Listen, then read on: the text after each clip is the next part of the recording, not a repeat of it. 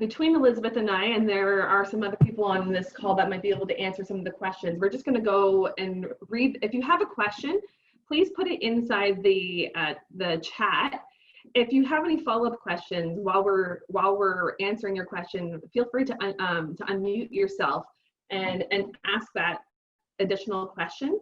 What we find during this time is people who are asking certain types of questions will help you percolate thoughts that you are trying to figure out as you are considering applying for the IRP. So the first question from Margaret: as an RIC, we assist our clients in becoming investment ready. Would we be able to apply on this basis? Can someone explain to me what an RIC is?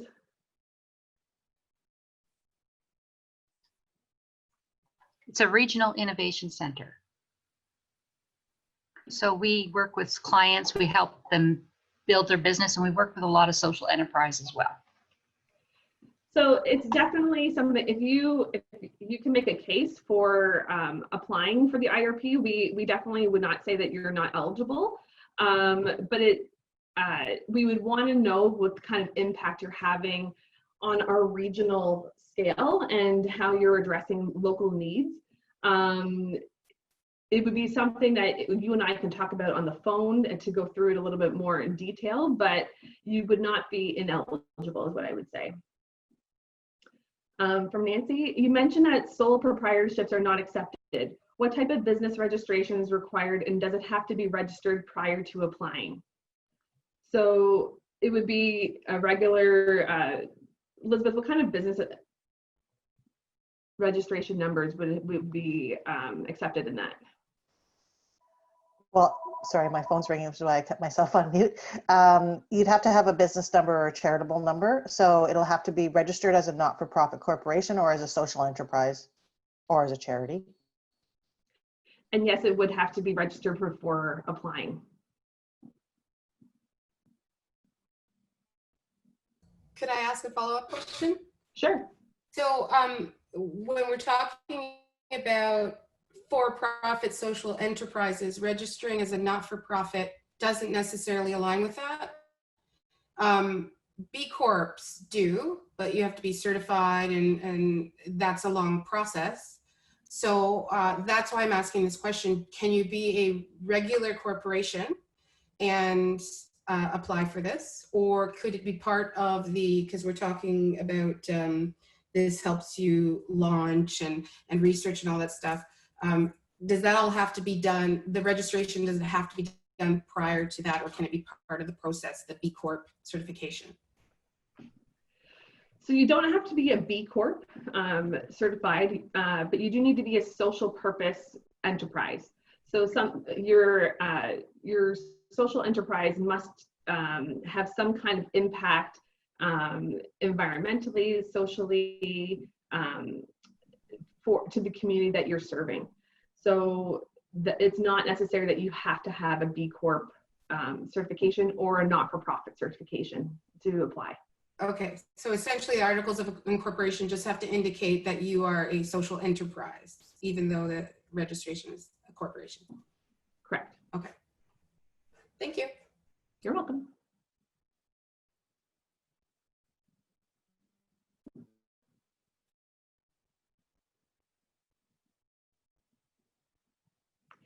So I'll just kind of fill the space while people are percolating some questions.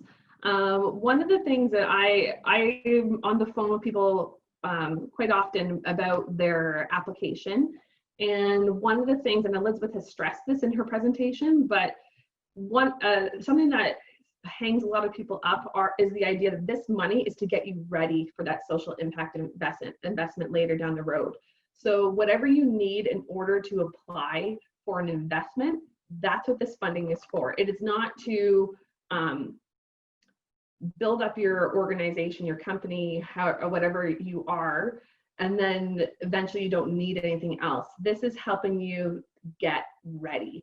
So I think when you're percolating about your application, you have to think, what do I need this money for so that I can apply later down the road for an investment that I either have to pay back as a loan or have equity, give up equity in my company. So just keep that in mind, that this is the first step in a two-step process. And the other thing is, if you do not receive an IRP grant, you still can apply for a social impact investment down the road. So even the social finance fund that the government will be releasing, you are more than welcome to apply for that, even if you do not receive Investment Readiness Program funding. Or you can apply to somewhere else that has social finance available. So this is just to help people get ready, but if you don't receive this, it doesn't mean that you're ineligible for future investments in, that you are possibly interested in. Good point, Sarah. And while you're reviewing the other questions that are popping up, I'll just talk a little bit about the social finance and impact investments that we have, just to give you a few more examples. So we have an $8 million impact investment fund, of which about 50% of that is deployed. It's deployed into investments in about 10 or 12 different organizations. And I'll give you an example of two, just to let you see sort of the diversity. So one would be to the House of Friendship. So the House of Friendship needed to build a second story on their addiction center that they're building in Cambridge. And they had just closed out a major fundraising campaign called Close to Home. And all of a sudden they realized, due to the opioid crisis, that they were going to be full before they even opened the doors. So they needed to put on a second story. They came to us and said, would you contemplate an impact investment to help us build that second story? They were going to need an additional $1 million. We said that we would for sure love to do so, but in fact, instead, we provided them with some financing for them to work with MARS, the Center for Social Innovation in Toronto, to determine what could be an alternative product that they could take out to get investors in addition to KWCF. So that product ended up, so it was an 11-month process, so it wasn't quick. And you can find the full details of the case study on that IRP page that I've given you the website for. But basically what they did was they worked with MARS, they determined that a community bond was the best product. And a community bond meant that they could go out to investors, not necessarily an investor like myself, a retail investor, but someone that's called an accredited investor. So an accredited investor has a certain net worth and a certain income level in order to be registered on the social venture exchange, it's called, to be an accredited investor. So I'm telling you all this because to give you an example, House of Friendship is not a social enterprise. They would not have qualified for the IRP funding. They do not have a revenue source other than fund development. They don't sell goods or services or products. They, as I say, they fundraise to raise the capital. So we made an investment of $100,000 and they found 9 other individual investors in Waterloo region primarily to invest $100,000 each. That was the minimum investment size. So they, in a couple of months, raised $1 million to be able to build that second story. It was catalytic for them to be able to get in. The place is almost done now. And so it was really, they could have waited until they raised the other $1 million, and that would have just pushed the timelines out, or they could come and use investment as a way to amplify and accelerate that ability to get the money. They, however, as I said, would not qualify for the IRP. They do not sell anything. On the flip side, there's an organization called 10 Cardin. They're a social purpose organization in Guelph. They also issued a bond, but they, however, are selling services in that they have a space at, happens to be, well, I think it was at 10 Cardin Street in Guelph.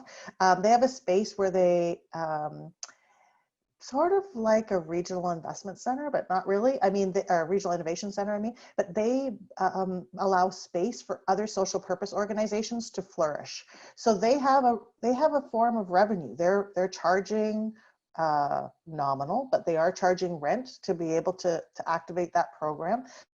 They're an example of a social purpose organization. Had they, before they started, needed to to get ready before they could take on investments, they would have been a candidate for this type of program. So that just gives you a couple of ideas of different types of social purpose organizations that we've done impact investments to. I'm going to turn it back over to Sarah now to see if there's any more questions. Thanks, Elizabeth. So Linda Abshoff, she asked, what is the timing to apply for the impact investment after this readiness time? So they haven't given a time frame in which you have to apply for an impact investment if you receive this funding. I think the reason why is everyone's timing would be a little bit different. So you have until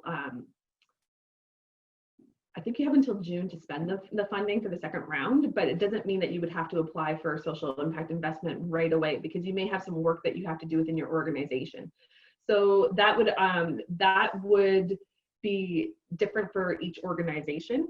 But that is a great question, and I will ask the CFC, Community Foundations of Canada, if there is a specific timing on when you have to apply for a social impact investment down the future. But there is a chance, if you're doing a feasibility study, that the results coming back say this is not actually feasible. And so you may not actually apply for a social impact investment down the road. So it's not mandatory. So I would say there's probably not a mandatory timeline if I were to guess.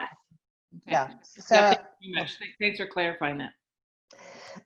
Linda, I would just also add that when we were initially getting the instructions about being able to deploy this funding, we were encouraged to look at a mix of applicants. So applications, we didn't want to have everybody that got the funding not need to apply for 3 years from now, right? So we need organizations that are early stage organizations with early stage ideas, but also mature stage organizations with either new ideas or with mature social enterprises but want to scale, so that there's different, so there'll be people ready, because we will be considered to have failed in deploying this money if, when the social finance fund is opened up, which we don't have any further timeline other than early 2021, when that's opened up, if there's no one available to apply for that funding, they will have considered to have wasted that $50 million because no one's ready. So they don't necessarily, so Sarah, you can clarify, but I'm quite certain that there is not a specific time frame. In fact, as Sarah mentioned, you may not have to at all, but they want people that are sort of not everybody at once and not everybody later on either. Okay, thanks very much. Thanks, Linda. Elizabeth, you're right. I don't need to clarify. Okay. The next question is from Jill Simpson. Can we focus on more than one purpose, say both environmental and social, or must we limit the project application to a single one? You may apply for both. A lot of organizations may straddle both areas, and we would not want to force you into a certain realm if you equally support both areas. So it is not a mandatory thing to pick just one. Okay. From Stephen from Drayton, does applying to the IRP prevent clients from applying simultaneously to any other granting streams through KWCF? Great question. No, it does not. So this is any of our grant streams at KWCF. You can apply to any of them at any time, and you're not penalized for applying to one versus the other. This is a very separate grant stream as it is. Even though I just said that, it doesn't affect any other grants that we will have in our organization, and we recognize that they could coincide, and that's fine. And Sarah, I'd also add that Anne Lavender is on the call. Anne it leads the Cambridge and North Dumfries Community Foundation. So Anne, just give us a wave. Thank you. And so that's the same would be for any of our partners. So Cambridge, Centre Wellington, Guelph, or Stratford Perth Community Foundations, the same would apply to them. So if you were considering applying through one of their grant streams, this would not preclude you from applying for them. Mm-hmm. Nancy T said, is this IRP likely to be offered again next year? I'm gonna probably guess no.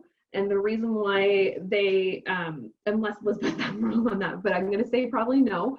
They originally said that it could go up to 5 rounds, but I don't think the government recognized how popular this program would be. And a lot of the feedback from the regional partners was we had more requests than we had money available, and we had to hold money back. So as Elizabeth mentioned in her presentation, we received $350,000 to deploy over the Waterloo region, Guelph, Centre Wellington, Stratford, Perth, in that whole catchment area. So we deployed roughly $154,000 the first round, and we have roughly $200,000 left for the second. So we were one of the regional partners that said it's going to be very hard to piece out this funding with only like $30,000 per round if that's what we have to do. Community foundations listened, they spoke with the government, and they've determined that the second is going to be the final round of funding for the Investment Readiness Program. I would also say, $50 million sounds like a lot of money until you split it up amongst the whole country. And we're like, 350,000. But we're not and gonna, 4 partners. we're not going to look a gift horse in the mouth, as they say. And so we're pleased to have the funding that we do and be able to deploy it. So, but as mentioned earlier, it is a competitive grant stream for sure. I don't have another question ready, but I will say to some of you that I've talked to other people about, people want to know frequently, what did the committee look for when they were deciding who received funding? So one of the things I would say is they wanted to see that there was going to be a local impact, hitting a local need for the community that they were serving. So whether that's in any of the catchment areas I just referred to, we had people who are on the committee making the decisions from all of those areas, and they are well versed on what the priorities of their communities are. So if you are, if you're supporting a local need, that is something that the committee looks to see if you're doing, and takes that into high consideration when they're making their decisions.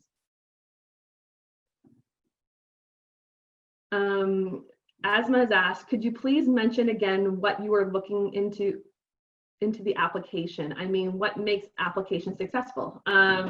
So like Elizabeth mentioned, you need to have either a registered business number. You cannot be a sole proprietorship, or you could be a registered charity, not-for-profit, co-op, or B Corp.